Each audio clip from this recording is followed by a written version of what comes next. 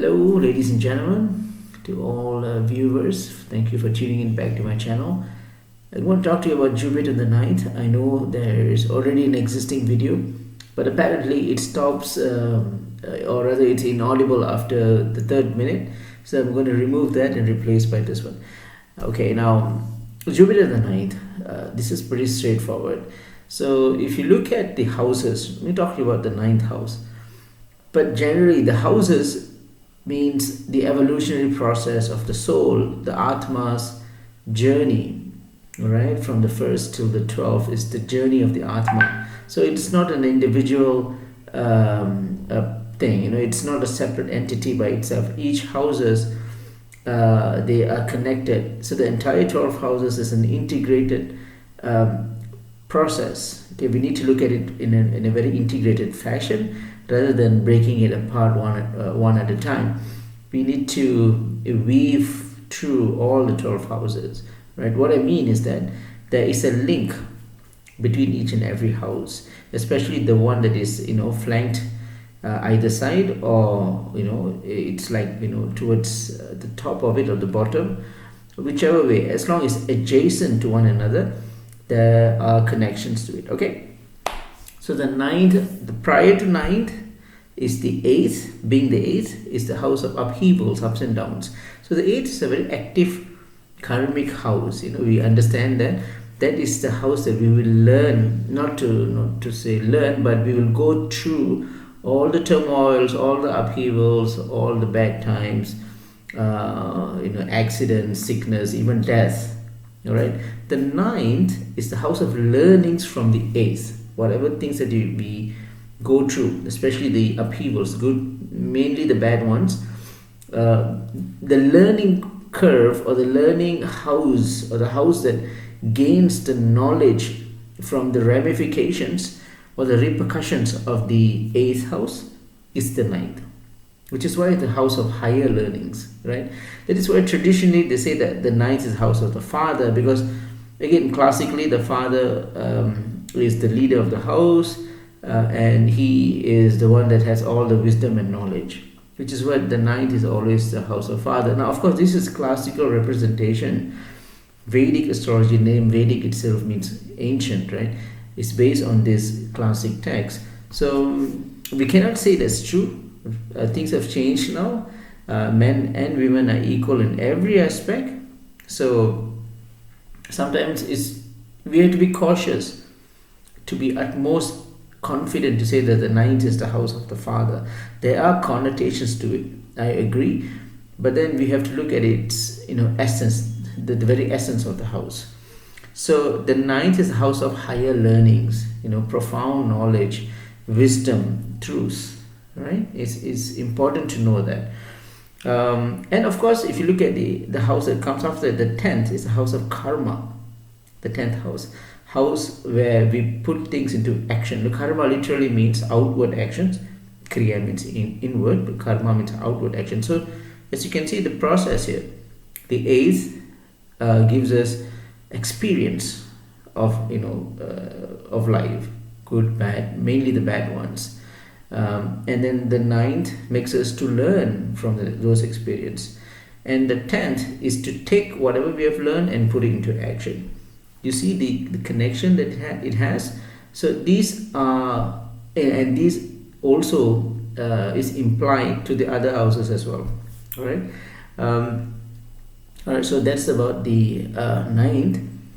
Now talk about Jupiter. Jupiter is the graha of graces, is the graha of luck, it's the graha of expansion, right? It's the graha of growth.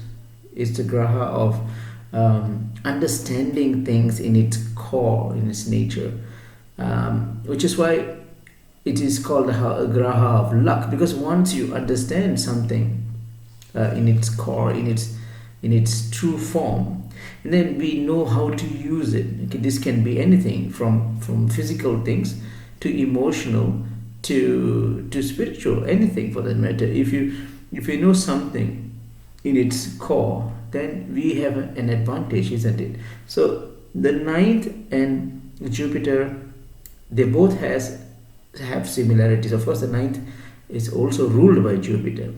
for its nature. So what happens when you have Jupiter in the ninth, right? A few things. Of course, we can talk a lot, but a few things. First thing is these people, they are not emotionally engaged with whatever they're doing.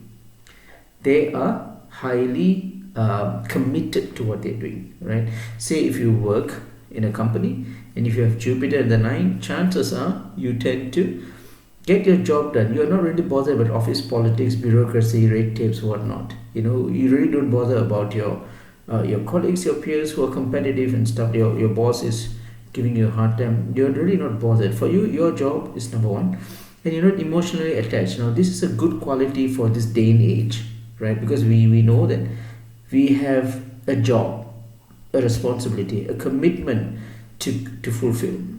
And the only thing that comes to our mind is that we need to get the job done. Most of the time, we don't get it done because of emotional engagements, right? So these people, they are seen like kind of people who are not interested in relationships. But I mean, they are okay. They are cordial. They are tactful, diplomatic. But then they really don't bother about emotional engagements. They're really not interested. Even back home, they don't like to get into drama and all that. They see life in a very practical mean. That's one thing. Second thing is they are good in inspiring others, meaning that because they have so much of knowledge, it's inspiring to be with these people, right? But there's a problem here. If you go to them and ask something, okay, it's difficult to comprehend what they're trying to say because they are always. I mean, the way the mind works, these people, the way the mind works is that they explain and same time create the processes in their subconscious and also conscious mind. What it does is, if you go to them and ask them something, all right, they may start with something really complex and end with something simple, or the other way around, or they may just give you a few lines.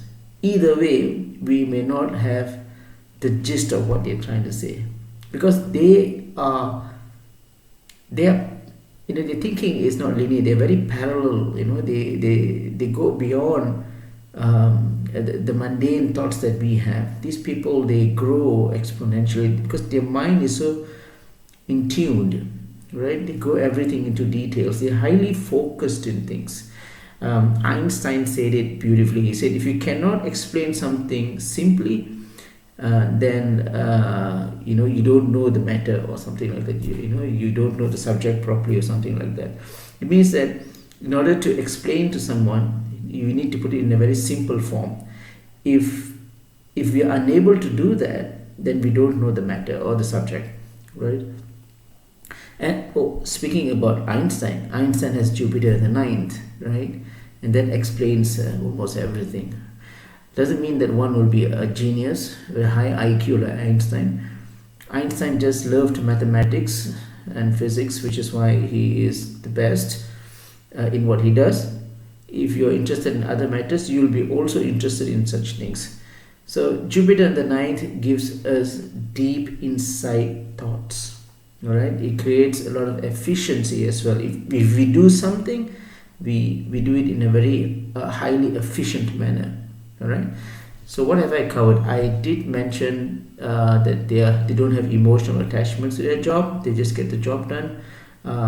They inspire others, but they are poor in conveying messages, or rather, one needs to have certain prerequisites, certain amount of knowledge before asking questions from these people, because of course they think a lot, right? They ponder over things, which also means that they are good in judging others, but they do not judge. That's the thing. If you go to these people, okay, if you go to them and before you say something, just a few words from you, they would know exactly what is your intention from, what you're coming from, what are the things that you want to say to them. Everything is just written out for them. They have such clarity, such focus. They are very attuned to what's going to happen next. Very analytical, logical people. And so So, encapsulating all this, Jupiter and the ninth are people who are not so gregarious, they are not so outgoing, they are more research oriented people. They like to, work alone. Normally, they are loners, they really prefer to do things in their own space, their own, they like to coop up in their own small room and get the things done rather than being in the public and on the limelight especially. Okay, so Jupiter the nine is, there's just so many things we can talk about, but the key thing here is that, ladies and gentlemen, is that we must understand the essence of this, whatever things that we have. We have the grahas, we have nakshatras, the bhavas and whatnot. This is just so many things. What we need to understand is there are core deep meanings, and the connotations can mean so many things. The problem is we take it on a literal sense, and everything goes wrong from there on. So yeah, that's a little bit about Jupiter the ninth. If you have any questions, please post it in the comment sections. Thank you once again. And there are a few inquiries. If I would do consultations, yes, I do consultations. It's all 100% audio based. The description section gives you the details on how to connect with me. So that's about it. Thank you for being so patient, for waiting. I think the video has been published a year and a half ago, something like that. So sorry to have kept you waiting, but I hope this will be a better version from the previous one. So thank you guys once again. Namaste.